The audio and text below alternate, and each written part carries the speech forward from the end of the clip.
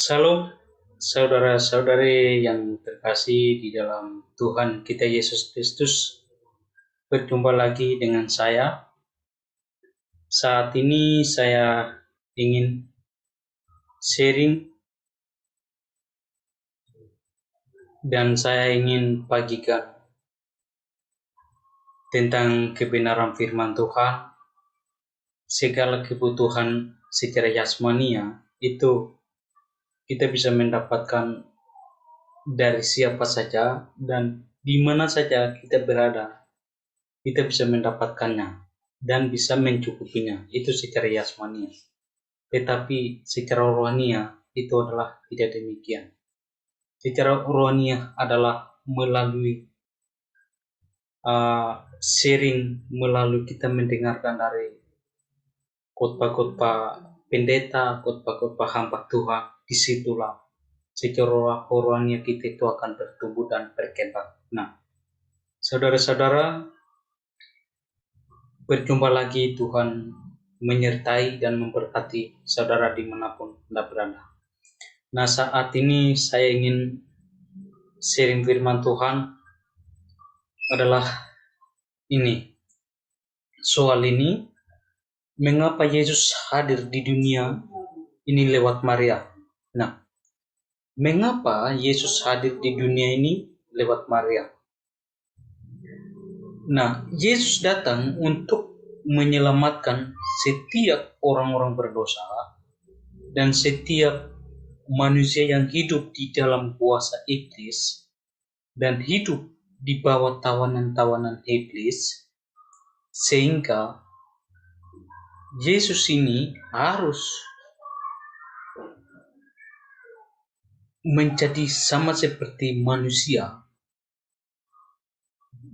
yang dilahirkan. Nah, demikian pula Yesus ini datang untuk menyelamatkan semua manusia atau setiap orang berdosa, sehingga sebelum dia menyelamatkan semua manusia berdosa, dia harus melahirkan lewat manusia.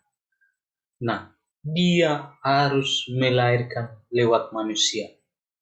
Nah, mengapa harus lewat manusia atau lewat Maria? Karena dia datang untuk menyelamatkan manusia, sehingga dia juga harus dilahirkan lewat Maria atau lewat manusia. Nah, seandainya kalau Tuhan datang untuk manusia, datang untuk hewan, berarti ya itu tidak masuk akal. Tetapi Tuhan datang untuk menyelamatkan setiap orang-orang yang berdosa, sehingga sebelum menyelamatkan orang-orang berdosa itu, dia harus lewat manusia, orang berdosa. Dia harus lewat manusia, itu melalui Maria. Nah, mengapa Allah secara langsung turun dari surga, dan inilah Tuhan dan inilah Yesus? Karena secara langsung turun dari surga, itu orang-orang tidak mungkin mengakui bahwa dia adalah Yesus, dia adalah Tuhan. Itu tidak mungkin mengakui. Justru itu Allah harus menjelma menjadi manusia lewat Maria, supaya melalui Maria itu dia melahirkan anak, dan melahirkan anak itu disebut adalah Yesus Kristus, karena dialah menyelamatkan semua orang-orang berdosa. Nah, tetapi Maria melahirkan Yesus juga bukan hasil dari hubungan seks Yusuf dan Maria, tetapi ini adalah pekerjaan Roh Kudus. Mereka sebelum hidup sebagai suami dan istri, Maria dan Yusuf, dia sudah mengandung dan dia sudah ada dalam kandungan Maria, dan itu adalah pekerjaan Roh Kudus. Nah, di saat ini saya mengambil salah satu ayat firman Tuhan, itu adalah 1 Yohanes pasal 4 ayat 14. Ini adalah perkataan Rasul Yohanes, dan kami telah melihat dan bersaksi bahwa Bapa telah mengutus anaknya menjadi juru selamat dunia. Oke, Yesus datang ke dalam dunia adalah untuk menyelamatkan setiap orang-orang berdosa di dunia. Dan Yesus datang juga bukan kehendak Yesus sendiri, tetapi ingat, saya ada garis biru, saya kasih warna biru ini, Bapa telah mengutus anaknya menjadi juru selamat dunia. Berarti Bapa inilah telah mengutus anaknya untuk menjadi juru selamat dunia. Semua manusia adalah orang berdosa, sehingga Allah telah mengutus anaknya menjadi juru selamat dunia. Nah, selanjutnya, kondisi manusia sebelum Allah mengutus anaknya. Nah, ada 8 nomor yang saya siapkan. Yang pertama adalah moralitas semua manusia dan segala kesalahan kita seperti kain kotor. Yang pertama adalah moralitas semua manusia dan segala kesalahan kita seperti kain kotor. Nah, firman Tuhan ini tercatat di dalam kitab Yesaya pasal 64 ayat 6. Nah, semua manusia adalah segala kesalahan seperti kain kotor. Nah, setiap kebenaran, setiap kesalahan, setiap loyalitas, setiap ketaatan kita ibadah, kita berdoa, kita sembahyang, kita persembahan, kita melakukan hal-hal yang baik pun, sebelum Yesus datang ke dalam dunia, semua manusia adalah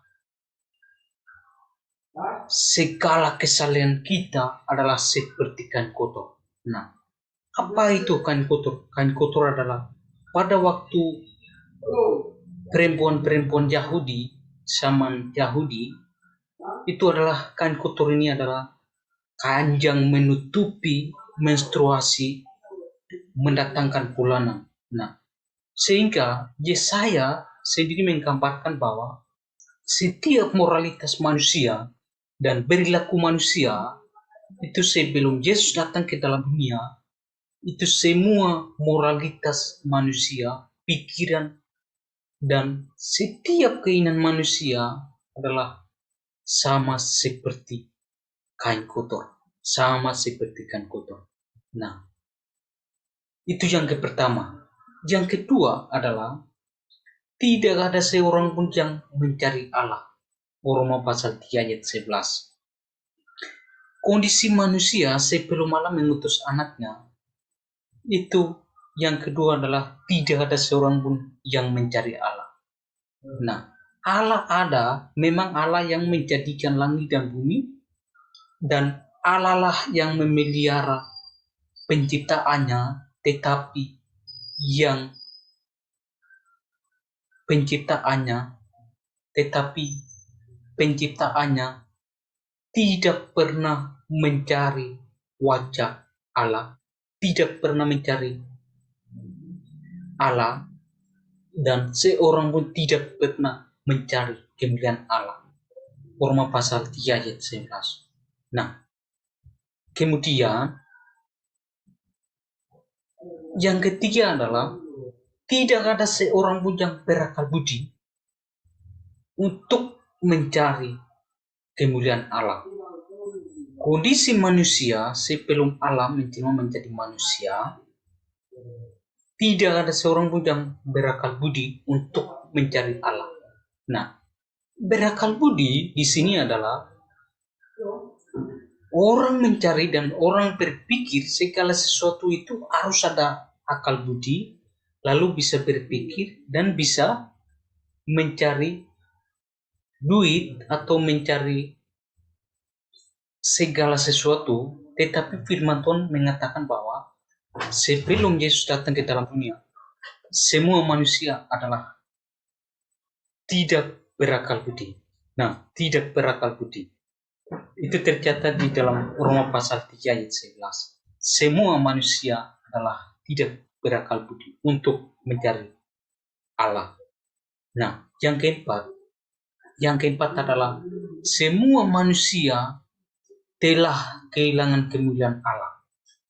Roma pasal 3 ayat 23. Kondisi manusia sebelum Allah menjadi manusia, semua manusia telah kehilangan kemuliaan Allah.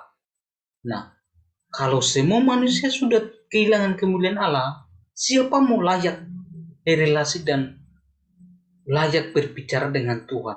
Itu mustahil, karena firman Tuhan menunjukkan bahwa semua manusia telah kehilangan kemuliaan Allah melalui nenek moyang kita, Adam dan Hawa. Nah, itu yang keempat, Roma 3:23. Yang kelima adalah tidak ada yang benar seorang pun tidak. Roma pasal 3 ayat 10. Kondisi manusia sebelum Allah menjelma menjadi manusia, tidak ada yang benar seorang pun tidak. Semua manusia adalah orang berdosa dan cicik dan najis di hadapan Tuhan. Nah, selanjutnya yang keenam adalah semua manusia tidak berguna. Firman Tuhan mengatakan semua manusia adalah tidak berguna. Tuhan menilai kita bahwa semua manusia itu tidak berguna. Tidak berguna. Roma pasal 3 ayat 12. Semua manusia adalah tidak berguna. Tidak ada seorang pun yang berguna sebelum Allah menjelma menjadi manusia untuk datang ke dalam dunia. Nah, ayat 7. Tidak ada seorang pun yang rasa takut kepada Tuhan. Di dunia ini, Allah lah yang menciptakan manusia dan menempatkan di dunia. Tetapi di antara itu, tidak ada seorang pun yang rasa takut kepada Tuhan. Padahal Tuhanlah yang menjadikan langit dan bumi. Roma pasal 3 ayat 18. Nah, yang ke-8 adalah jalan damai. Tidak ada seorang pun yang kenal. Kondisi manusia sebelum Yesus datang ke dalam dunia, jalan damai, tidak ada seorang pun yang kenal. Nah, Roma pasal 3 ayat 17. Dan banyak hal lain yang kita lakukan sebelum Allah menjelma menjadi manusia. Tetapi saya menyiapkan ada 8 nomor. Nah, justru 8 nomor inilah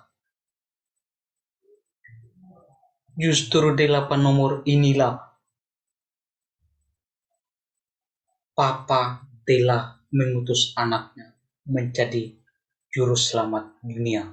Nah, justru 8 nomor inilah Allah mengasihi setiap pikiran manusia yang fana, setiap keinginan manusia yang fana.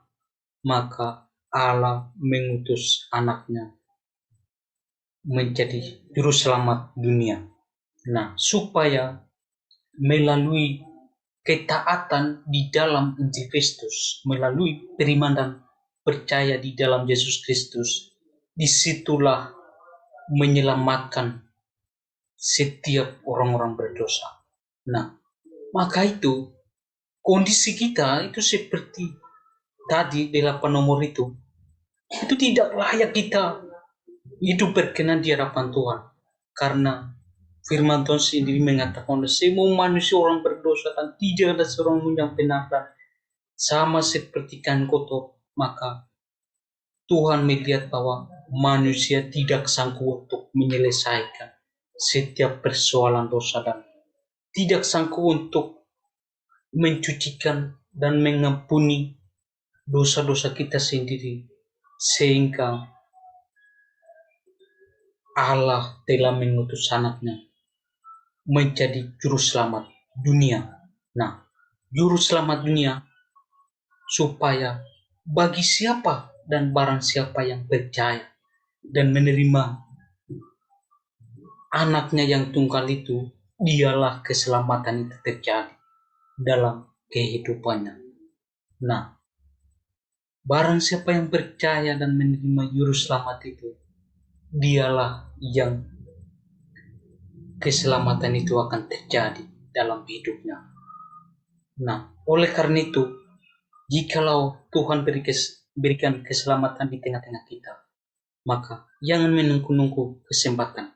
Karena Yesus sendiri berkata bahwa Aku datang sama seperti orang pencuri. Kapan Yesus akan datang? Kita tidak tahu. Maka itu, berjuangkanlah untuk bagaimana kita hidup di dalam Yesus Kristus dan mencucikan diri dari setiap dosa-dosa kita, yaitu adalah melalui bertobat untuk meninggalkan setiap dosa-dosa kita dan menjadi murid Kristus dan menjadi tebusan dari darah Yesus Kristus yang mahal, yang tumpah di atas Kalvari. Nah, disitulah dan melalui darah Yesus Kristus itulah dosa kita akan diampuni, mencucikan secara permanen sampai selama-lamanya. Tuhan Yesus akan datang kedua kalinya. Firman Tuhan ini menjadi kekuatan buat saudara-saudari semua. Tuhan Yesus Kristus memberkati semua.